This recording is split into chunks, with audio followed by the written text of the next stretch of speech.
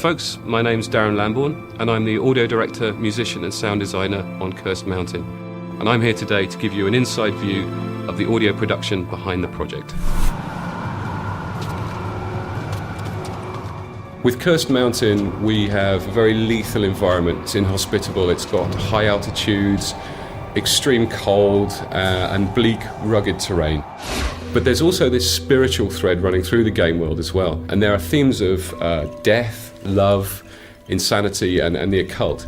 You're beautiful. So this path leads me to intertwine the music and the environmental effects. One informs the other.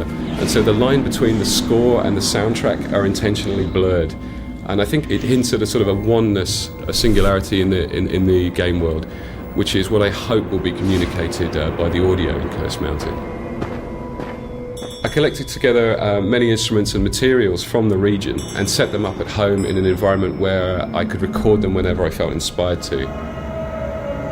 So you're going to hear a timbre from the region in the music score and also in the environmental effects. Tibetan singing bowls flow in and out of the wind effects, and the wind flows in and out of the music.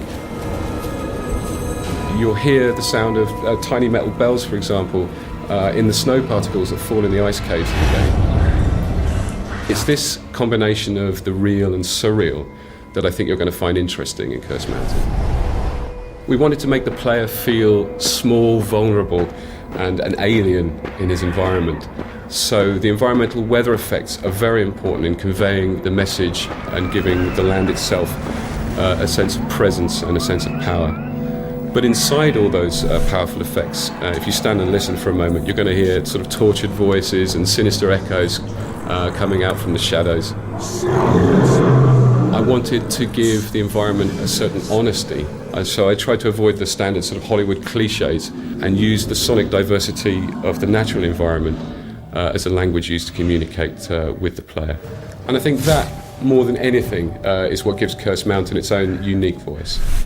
I've never really worked on a game before where the sounds were actually so very rare, but in a strange way very familiar.